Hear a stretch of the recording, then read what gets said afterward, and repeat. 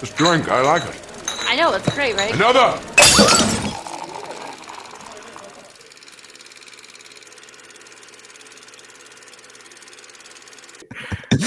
What is going on, guys? Welcome to a brand new episode of Film on Tap, where we've got the tap that never runs out. As always, I am joined by my wonderful co-host Nancy and Andres. How are you guys today? It's weird doing this on a Sunday again.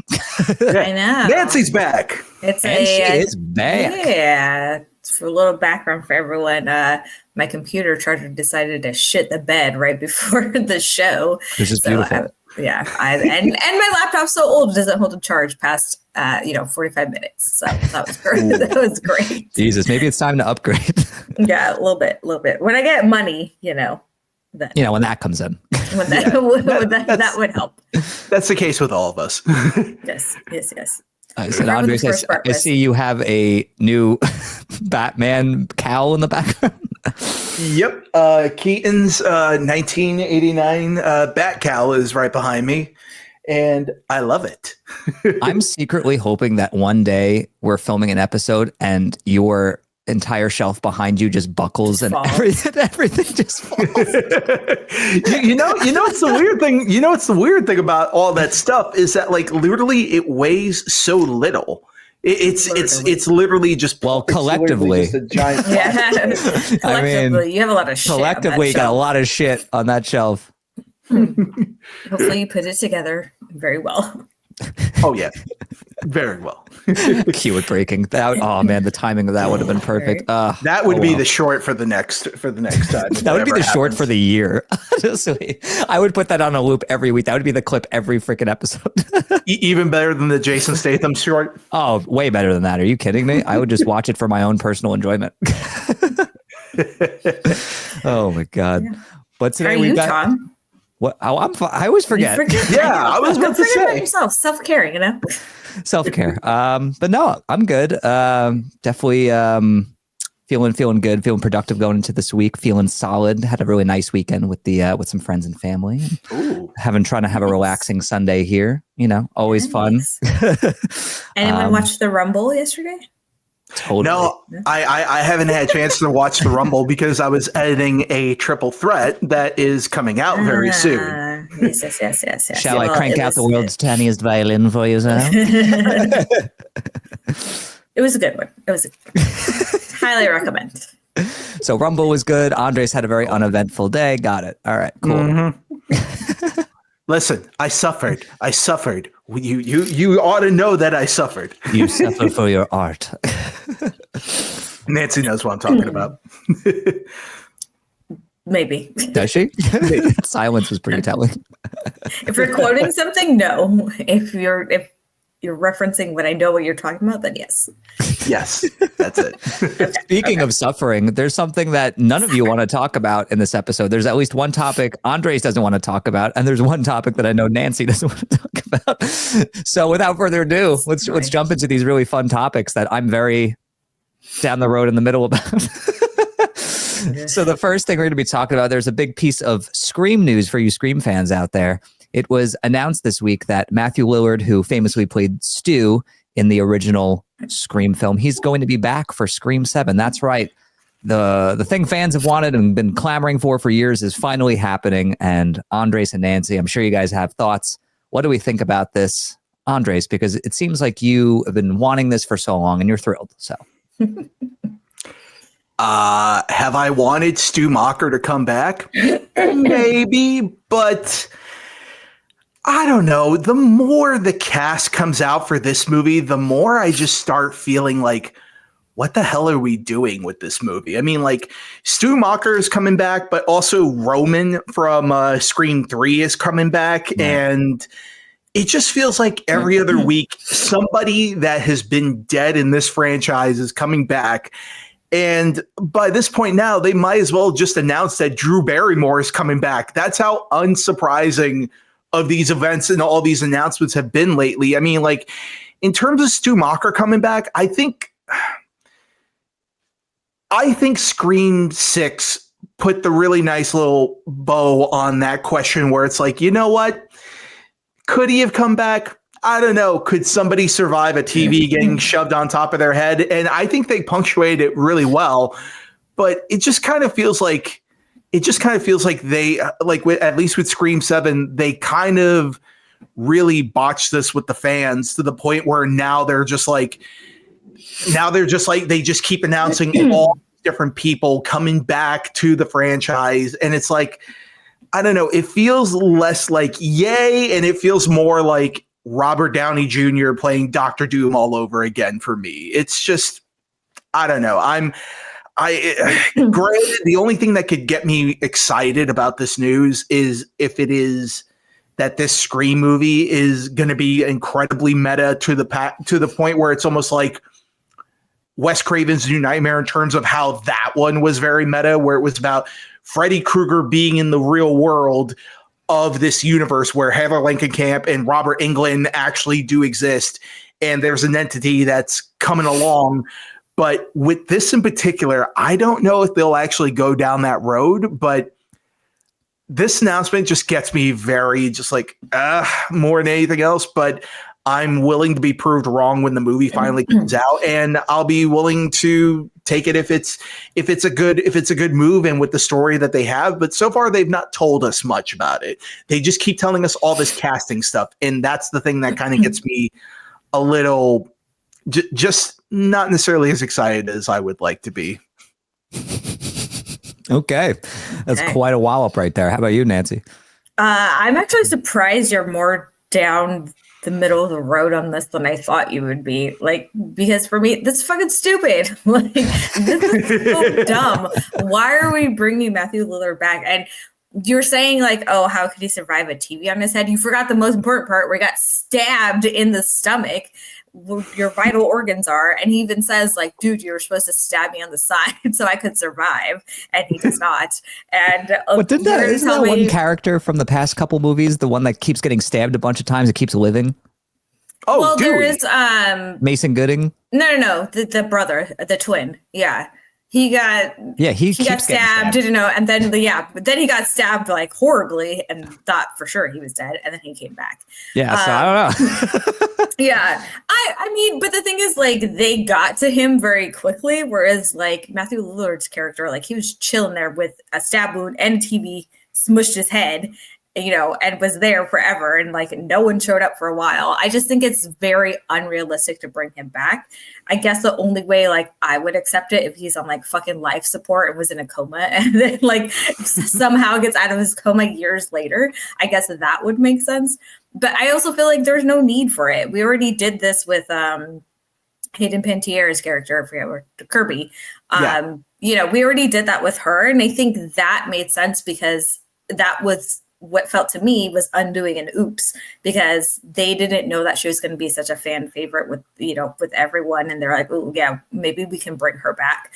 I just feel like there's no need. Like, he's going to come back and start on a killing spree again. You know, the whole point was that his face was kind of manipulating him and like dragging him into this.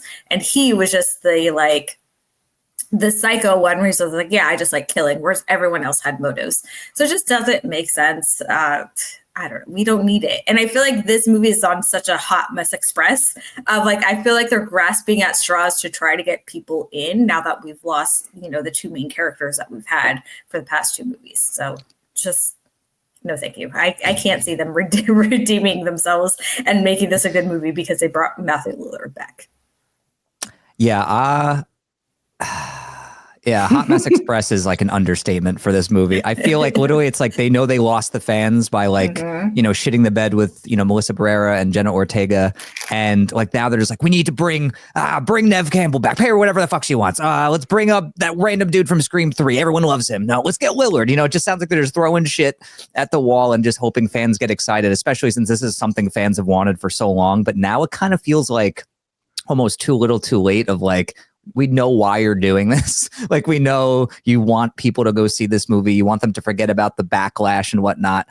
It's still, for me, like, I'm waiting to give my opinion after I see like how they handle his involvement in the movie, because I feel like that's what this is really going to rest on. Because if it makes sense for the story, if it's maybe like a cool flip on what we think it might be, that could be interesting. And I love Matthew Lillard. I think it'd be great to see him in this franchise again. I mean, that's one of my favorite characters in the franchise. Absolutely.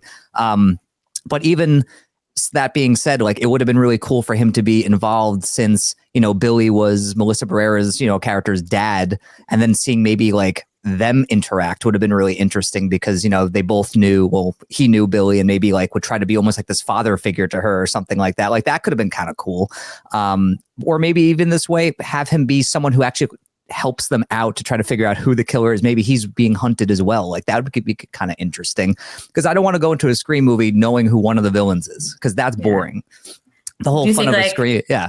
A Hannibal Lecter type of situation. Yeah. He helps them. Yeah. Yeah. Or like, she goes to like, whoever characters we're following, like they visit him in prison or something. And like, they're trying to get his expertise and getting inside the head of this new killer or something like that. And maybe he helps them out. Like that could be kind of cool too.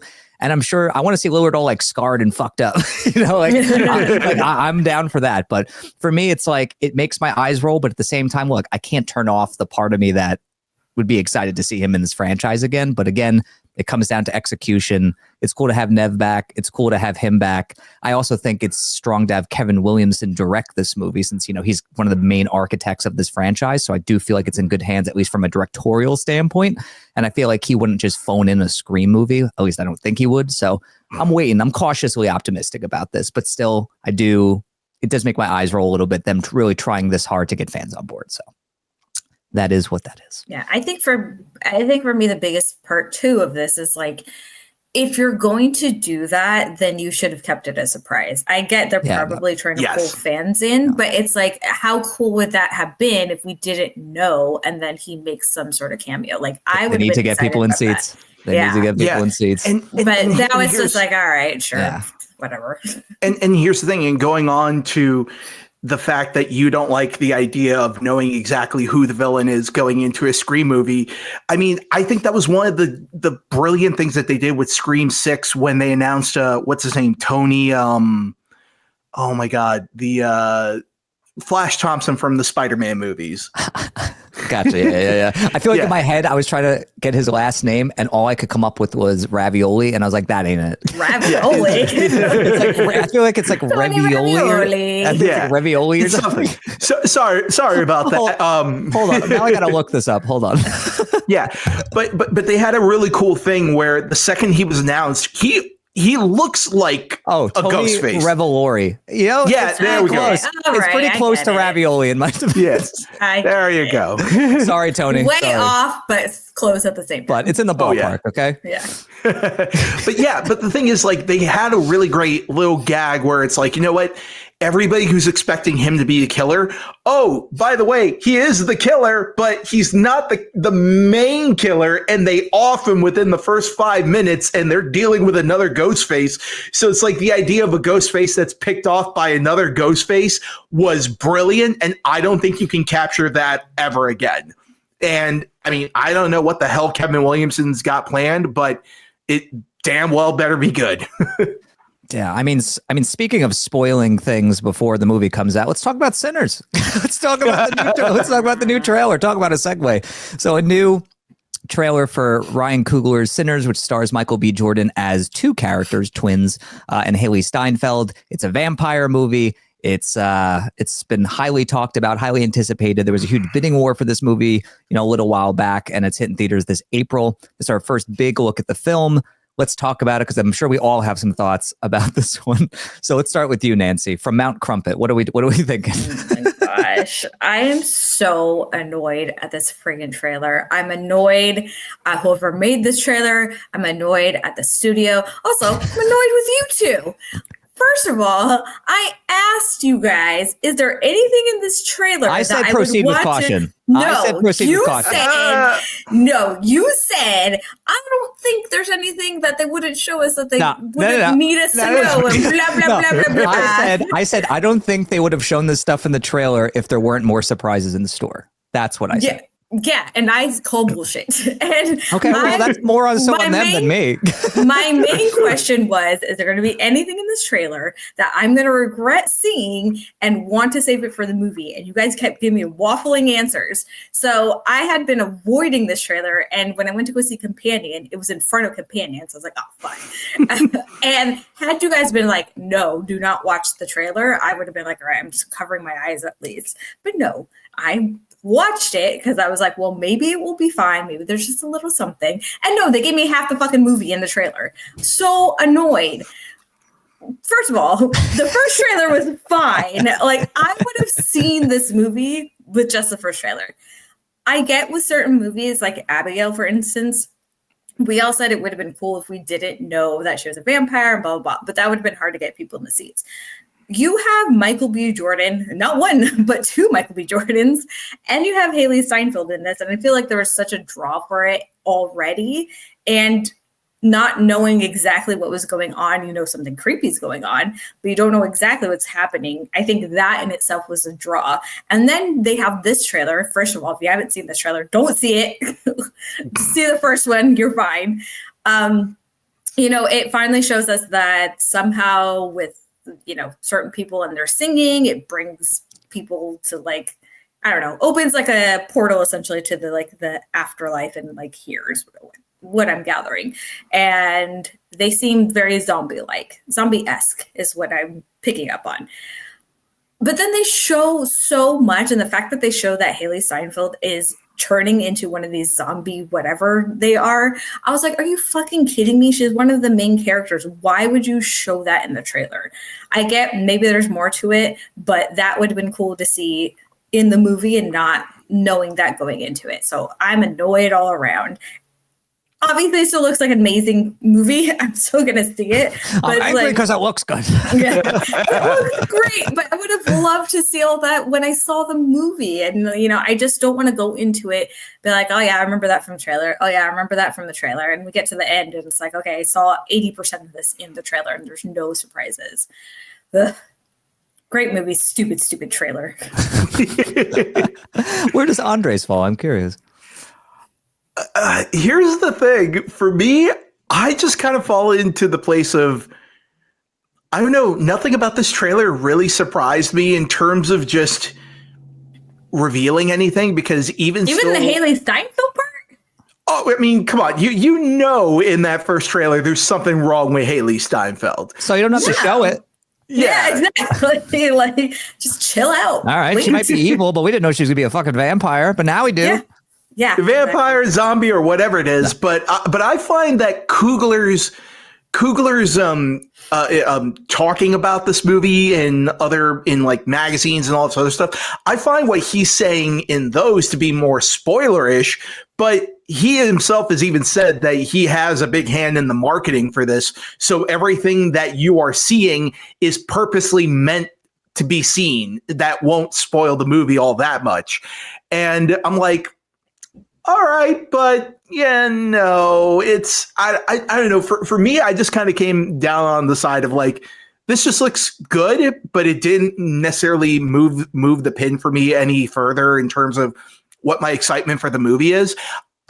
I will say though, I did see this movie in an IMAX. I mean, I did see this trailer in IMAX theater, and they actually did show the aspect ratio actually raising. And so this is one of those where it's using the same tech that Oppenheimer did, and it's actually going to be in the same aspect ratio as Oppenheimer as well.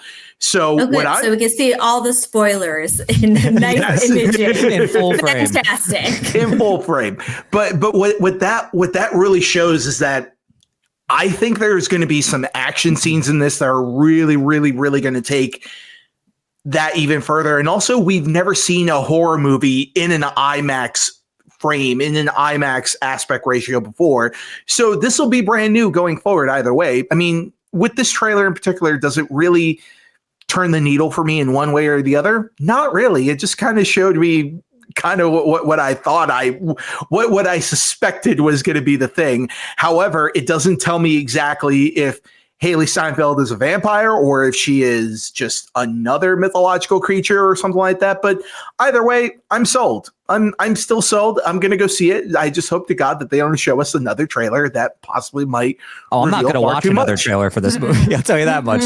After this one, I mean, look, don't be wrong. I think this trailer got me more excited for the movie than the first trailer did. Because I think going into the first trailer, I thought the movie was going to be something so different.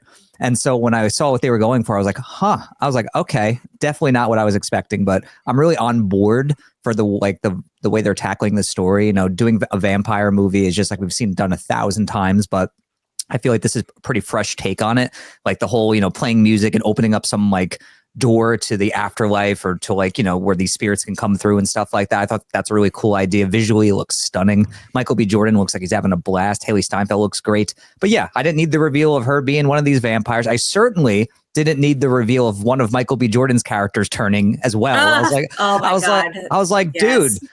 At that point, I was like, come on. I was like, that would have been such a cool surprise for the movie. Because now, like, I'm walking into the movie a little bit peeved and a little bit like where it's got some shit working against it, where now I'm like, okay, what can you surprise me with at this point? You know, like if I already know these two things, what else do you have in store that's going to make it okay? You know, at the end of the day, where I'm walking out of that theater and thinking to myself, you know what? It's totally fine that they spoiled those things because the movie had all these other things in store. So it looks great, but also didn't need to know those two things. And I'm a little bummed about that, like Nancy is. So that's where I feel. Also, you know, knowing the director is going around spoiling, because I haven't read anything he's said, but knowing he's going around spoiling things, quote unquote, and he's in charge of marketing, that gives me less faith, Andres. That doesn't give me more. I'm just like, well, shit, this blabby mouth is, you know, in charge of all the trailers. Like, well, shit.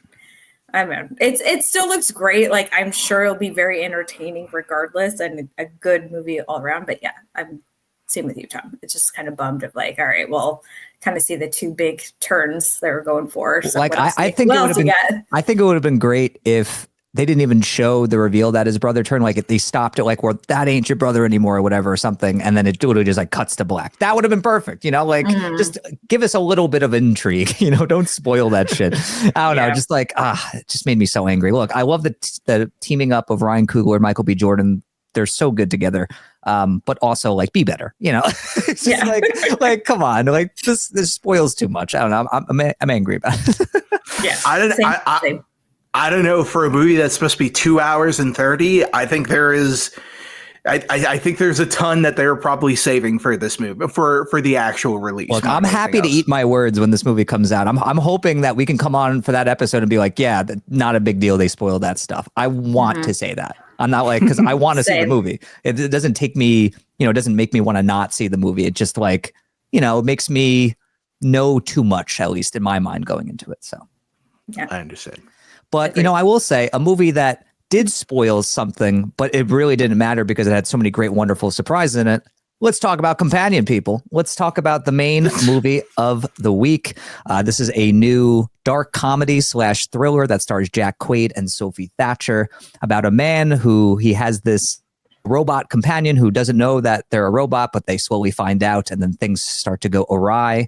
And yeah, let's talk about this. We're going to be talking spoilers, as always, when we talk about our big movie of the week. So if you haven't seen Companion yet, you might want to stop listening to or watching this episode because we're going to be going deep into spoilers. But without further ado, let's talk about this one. Talk about it generally, then we'll dive into some spoiler territory. Let's start with you, Andres. What did you think of Companion? I absolutely hated the trailers for this movie. It spoiled way too much. So anybody who has not seen any of the trailers and has not seen anything for it, thank goodness, because you are in the prime space to go see this movie, not knowing anything. And I think a majority of the enjoyment that you're going to have is not knowing where this is going. So having said that, I really dug this movie. I really dug it. Sort of a roller coaster ride. I know. Wow. Yeah. No. So I really dug this movie. I really dug sort of the subversions it has on the AI gone rogue aspect of it. You know, there's certain twists and turns that come out here and there, and then, you know, without going into too many spoilers, but just the twists and turns that they do in this movie and the way they utilize the other AI elements against each other. I just thought it was just, like I was just thinking, I was like, okay, I want this to happen. Oh my God, they're actually doing it. So yeah, no, honestly, I thought this was really well done all the way through. I thought the screenwriting was very on point. The tone was consistent. It's hilarious at points, but it's also dreadfully serious at points too. And then also the humor and the tone comes off very organic as opposed to other movies that try to shoehorn humor into certain elements. But I thought this was well balanced all the way through. I thought Sophie Thatcher's performance was fantastic. I thought Drew Hancock, the director and the writer, I thought this was a really strong debut for him as well. And honestly, I just really dug this. It's very weird because it is well, technically I saw it in February, so that's all good. But it's weird to get a movie sort of like this very early on in the year where it's like, that was pretty damn solid. But yeah, no, honestly, I really dug Companion from top to bottom, and I thought it was a fun time, and I thought it was a really good little tense, really lean thriller as well too. And this was only 90 minutes. It zips by so fast, but I never felt wanting, and I never felt like there was something that they could have gone into a little further. I felt everything about it was fine-tuned, and I think it was a very fun time in the theaters. All right, Nancy, how about you? Yeah, I really, really love this movie. Funny enough, I actually think the first trailer for this was perfect. It just looked like a lot of weird shit without knowing that she was an AI person. Mm-hmm. And I think that would have been great had they left it there. When I saw the second one, I was like, oh man, that kind of would have been cool if I didn't know she was a robot. Agreed. So I had actually told Craig, like, hey, have you seen trailer for Companion? He said no. I said, okay, great, perfect. Don't watch any. We'll go watch it. It'll be like, you'll enjoy it more. So when we got into the theater, I was like, did you manage to not see any trailers? He was like, oh, well, I saw like a little bit something. She's an AI robot, right? And I was like, oh, okay, well, never mind. Like, that was the part I was trying to get you to avoid. But, going into that, I don't think it spoiled the movie at all. They actually reveal pretty early on that she's an AI robot. So I think there's so much more to the movie that was in the trailers, which I thought was great. This is such a great horror comedy. It had very much bodies vibes, which I loved. I love that movie so much. And it also had, a lot of deep metaphors that I think got deeper, more realistic towards the end of the movie, which we will go into when we talk about a little bit more. But yeah, overall, I think the acting was great. The script was great. It's very funny. The action scenes were great too. So yeah, overall, I would highly recommend this movie. It's very good. Nice. Yeah, I'm definitely in the same boat as you guys. I really, really enjoyed this movie. And I was a little bit worried about them spoiling the fact she was a robot, but I was like, you know what? I feel like this seems like the kind of movie that's going to have a lot in store. That's not just going to be that. And thankfully, I was right, where there's so many other fun surprises and twists and turns that are in this movie that honestly, it's not a huge deal that they reveal that. And then like Nancy said, they reveal it pretty early. They don't really try to hide it very well. And I think that's great. It works to the movie's advantage because like we know that, and then it has all these great little surprises in store that I think make it such a fun time. Like there's plenty that's not in those trailers. So, rest assured, there's still plenty that's going to surprise you in this one. But I really love how well it balances that serious but darkly comedic tone. I feel like it's very hard to, walk that line.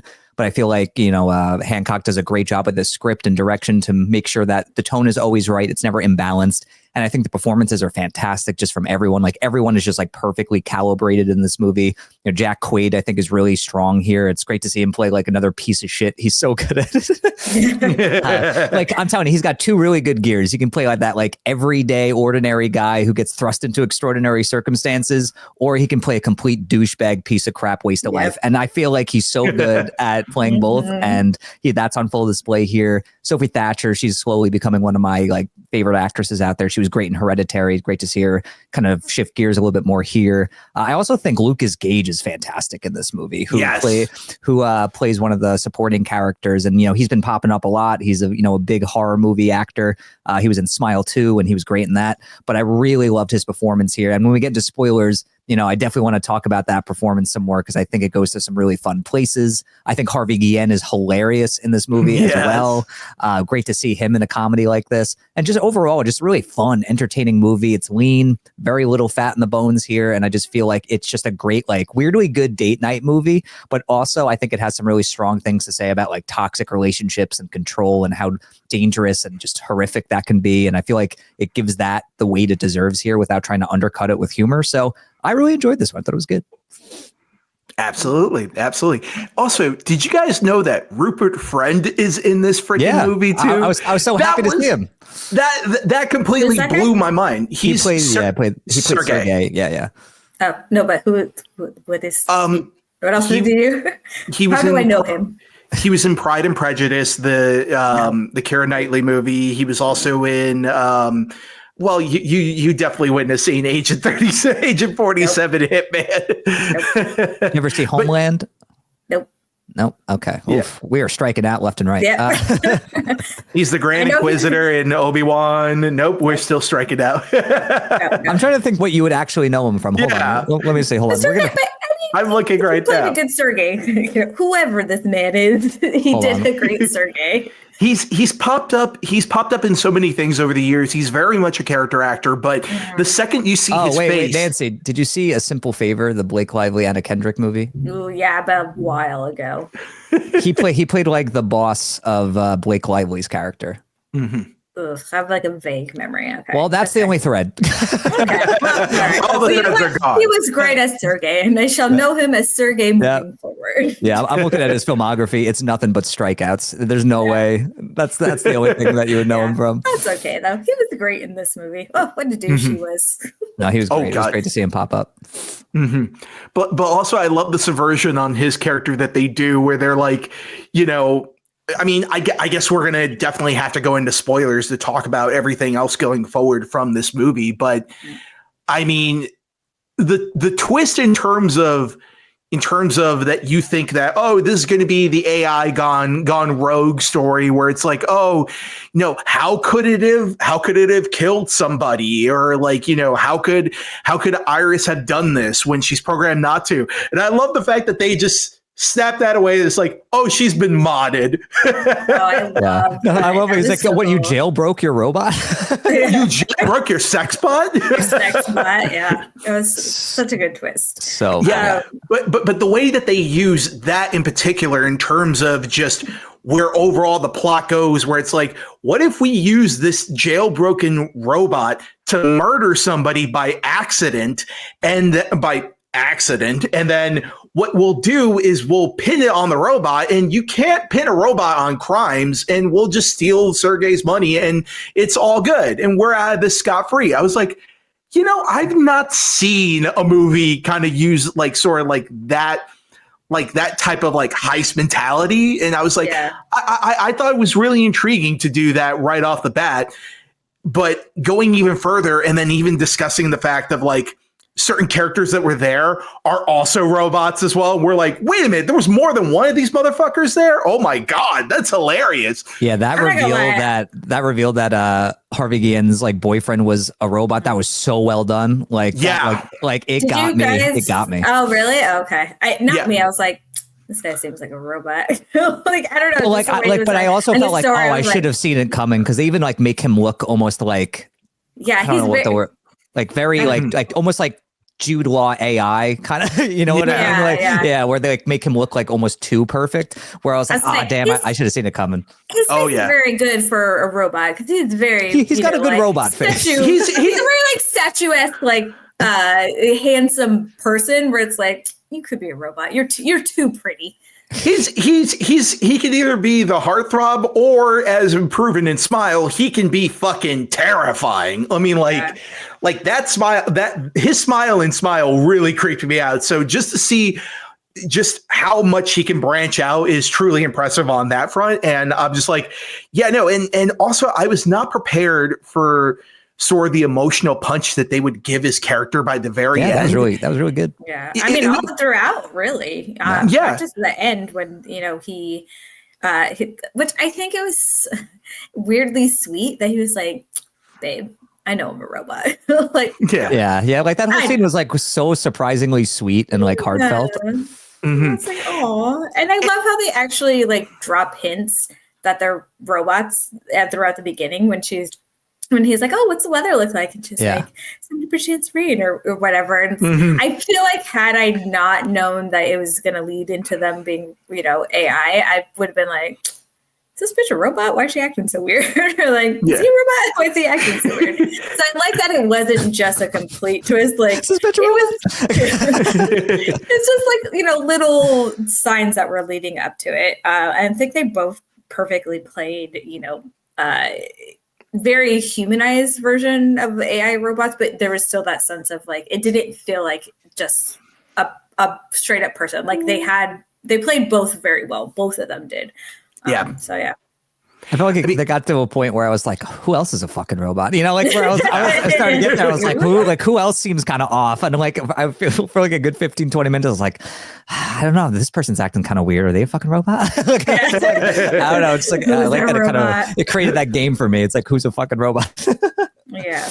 And I love the backstory. I love that they had backstories, and the fact that she was like, what are you talking about? I have memories of this meeting. I have from memories of when I'm a childhood. I think that was very smart and very cute to see their meet cutes that they came up with, especially the two guys. I can't remember their names, but Eli and Patrick. Yeah, the little dinosaur story. Yeah, that was fun. And the best part about that was when they switch it to where it's Jack Quaid's character, you know, because he has to hack into him and change his memories and make him fall in love with him, and then it switches it to Jack Quaid in his memory, and I think that was just so well done, and so it's such a funny way to go about it. So yeah, absolutely. Absolutely. And like, you know, if we could talk about Jack Quaid's performance in this as well, too. I mean, just in terms of he's such a douche. Such a douche. He's great. Such a douche, but he totally sold me on it. And I love the fact that in terms of what we're sort of talking about as well, too, where this movie kind of feels like it has a lot to say about toxic relationships.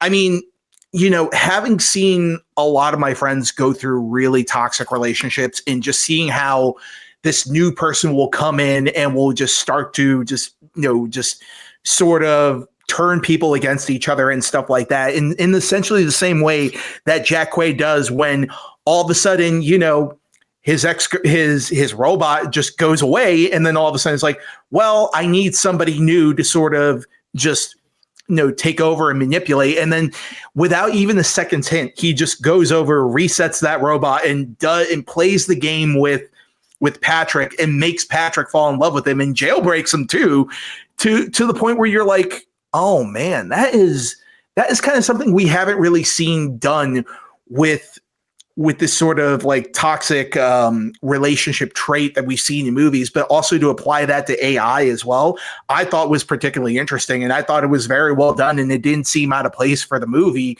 And here, this movie, I think, has so many elements that it still shocks me that this is only a 90-minute movie, and it still feels like they covered so much. Yeah, you don't need to make it 3.5 hours. Yeah, I didn't realize it was 90 minutes until you said it right now, because it doesn't feel like a 90-minute movie in a good way. It feels like, you know, it doesn't feel too long, it doesn't feel too short. I think it's perfect. You know, going back to kind of the metaphors of the movie, I think what they did really well was take something that is a metaphor in terms of like an abusive, toxic relationship, and they slowly shift it to something that's more real and not as much of a metaphor. So, you know, towards the end, or in the beginning, he's controlling her via phone and, you know, very much in a literal sense controlling her. And then towards the end, because she takes off all of the controls, that he can't physically control her anymore. And she says this, and he's like, oh, but I know you still care about me. And so, you know, it takes away that literal sense and then goes into what could be a real life situation. And he's like, I know you still love me and you can't hurt me. But then goes into throwing her around, abusing her. And he's like, I can still control you. You know, and so I think that was just a very, very well done scene, and a very smart way to make it more emotional, more realistic towards the end. Yeah. No, absolutely. I agree on that front. Nice. Cool. Adjourned.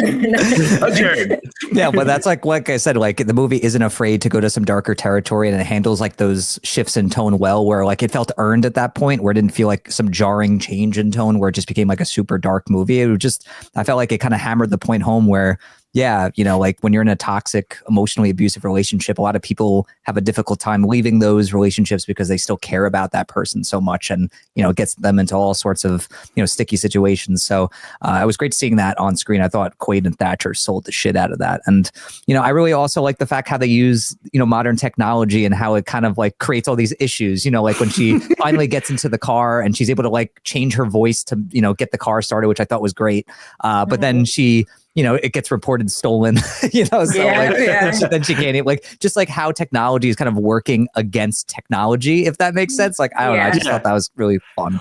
Or just even one of my favorite scenes is when she turns her language setting to German and then she's speaking in nothing but German to the cop, but cop is just so clueless in terms of what's going on that it just sounds like she's like he's like, hey, are you doing okay? Hi, I just murdered somebody back over at this house and I'm running away. But then she delivers it in such a nonchalant thing that it just sounds like she's going just like something else completely entirely for what she's saying. And the comedy of that was just really great, I thought. And which is so smart because it's like she can't lie at that point. Yeah. Like, fuck, what do I do? Yeah, and then they also bring that point back where she's like, that all these androids are built to never lie, even to the point where at the very end, when she's talking to Patrick, she goes, what's his name? Jack Quaid. Josh is doing all this. And then, again, Patrick is denying it all the way through. And then she just delivers the one zinger where she's like, I can't lie. And then that's the point where he just kind of goes nuts and he's like, wait a minute, I'm starting to remember all this stuff about Eli. And then, and the flashbacks to their sort of everything that they dealt with each other as well, I thought was really well handled. And ultimately, it was really sad on the Patrick character where all of a sudden, he remembers everything. And the first thing he decides to do is off himself. And those robots are not programmed to off themselves either. Yeah. Yeah, I mean, they basically turned him into like the T-1000 once he got jailbroken. When he said the freaking cop uniform, I was laughing. I was like, oh, this is yeah, I just thought it was great. I was like, yeah, he's a fucking T-1000 now. I love this. I was like, my God, that is definitely 100% aggression. I was like, Jesus. Oh, and I completely forgot the scene where the friend is walking away. He's like, oh, stop her. He's like, sure. And just like stabs her. Yeah. Oh, shit. That was one thing I did not see coming. I thought he was gonna like beat her or like throw her against the wall or something, but did not see it coming. Where she's like, "All right, guess I have to stab her now." and I love the fact that right when she gets stabbed, all of a sudden Jack Quaid is literally just like, "I'm so sorry." He's like, "Shut the fuck up. Just let me die in silence right now." but also, I just love the fact that as the movie is progressing, the caper gets more and more complicated. The story gets even more tangled in itself. Like, all I just heard was Ryan Gosling in The Fall Guy going, "You're complicating the plot right now. This makes no sense the way you are explaining it." Like, and then all of a sudden, when they figure out that the company is coming in to get the robot, to get Iris, and dude, I love those guys. Yeah, 100% modded. Oh yeah, totally modded. Like, oh, he's fucked. That dude's fucked. and I love the fact. A good twist. I thought that was a good way to keep the story going, because once she I think she shot herself. That was a great reveal. Yeah, I was like, how are they gonna like continue this? And then when the tech guys say like, "Oh, actually, all her camera stuff is in her stomach," he's like, "Oh, yeah, it's supposed to be Bluetooth and Wi-Fi up there." I'm like, that's hilarious. Yeah, just an antenna. I just love that it was, it sounded like he's seen this before. I mean, not with murder, but he's seen, all these weird things that people have done with AI and the robots, and it just like didn't even faze him. He's like, oh yeah, he definitely modded him. He's fucked right now. It's like, all right, let's get out of here. And it was also great how like, she ends up saving that one guy who was about to get killed, and then that guy ends up helping her get like jailbroken, essentially, where she can like, she can lie, she can, she's super smart and all that stuff. Like when she tells her first lie, that was no notes. Oh, like, that was perfect. Teddy. Good job, Teddy. Yeah, Teddy's the man. Oh, yeah, what did she say? She's like, oh yeah. She's like, that feels good. I can see why people would lie. Yeah. I see the appeal. You just can't stop once you start. No, but I did you guys stick around for, I think it was like early in the credits where she's like driving and she sees like another, what's probably a robot, and like, you know, they like kind of make eye contact. I didn't realize. So it makes sense now when the tech guys was like, oh yeah, I didn't recognize him because he's an older model. And I thought that was weird because I was like, well, how would he recognize every single model that they've made, or like every single robot that they've booted up? And then at the end I was like, oh, they all look the same. They're just like slightly different because it's Sophie Thatcher in the car. She just has blonde hair. So it's like, oh, okay, that makes sense now. Makes sense. Pretty cool. Yeah, it's a really enjoyable movie. But you know, out of 5 pints, what are we feeling for this one? Ooh, I feel like I'm stuck between 3.5 and 4.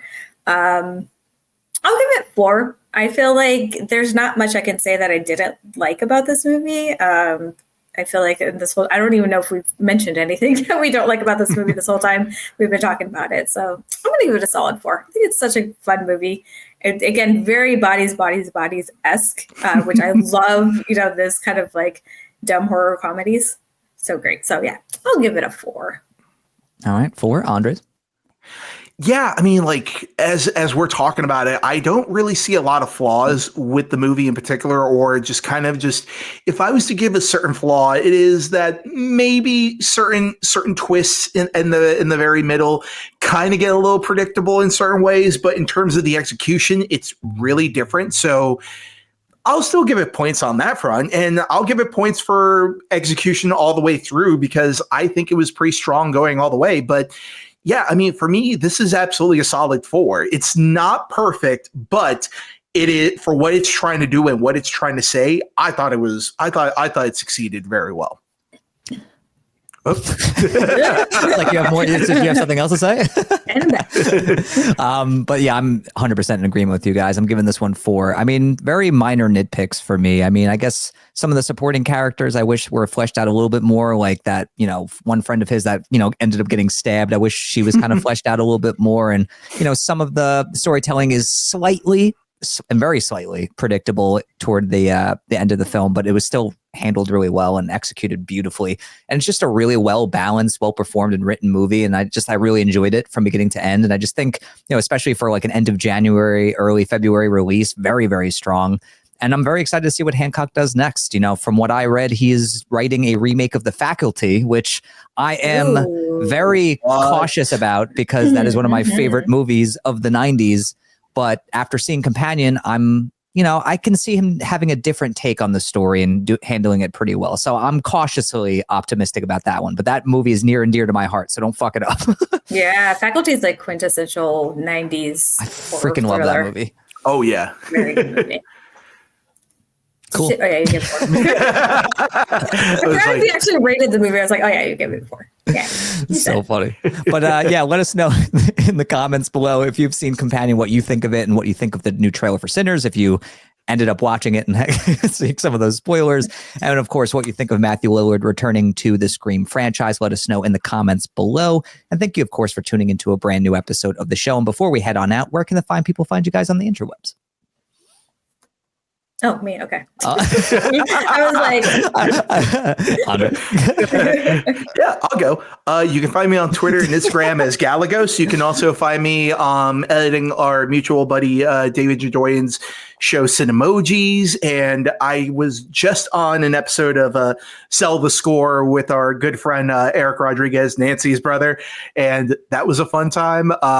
You can also find me on the Higher Voltage Media channel on YouTube. Yeah, that's pretty much where you can find me. And you can also find me here. All right. Now, Nancy, the stage is yours. Yay. It's yours. You can find me at PL_Bandaid on Twitter and Instagram. You can also find me over on Cinemojis, helping out in the background. Also, this time, actually on a match. I believe it'll be around Valentine's Day. I don't know. That's up to you, Andres. But nope, it'll actually be on Valentine's Day, the 13th. Okay. Well, that's not Valentine's Day. Yeah, that's the day before Valentine's Day. Yeah. It'll be available by Valentine's Day. Okay, there Okay. you go. Okay. There you go. That makes more sense. All right. But yes, you can find me over on Cinemojis. We did another rom-com match. It's a lot of fun. And then of course you can find me here. Put comments. I like them. Very nice. And if you guys want to find me, you can find me on Twitter and Instagram at Tom Chattelbash. You can find me on Facebook and YouTube at Chattelbash Reviews, and you can find me on Letterboxd at T Chattelbash if that's your thing. And thank you for tuning in to another episode of the show. We hope you enjoyed it, whether you watched it or listened to it. We appreciate you. And we'll see you on the next episode of Film on Tap, where we've got the tap that never runs out. Take care, guys. Bye. Film on tap, go to sleep.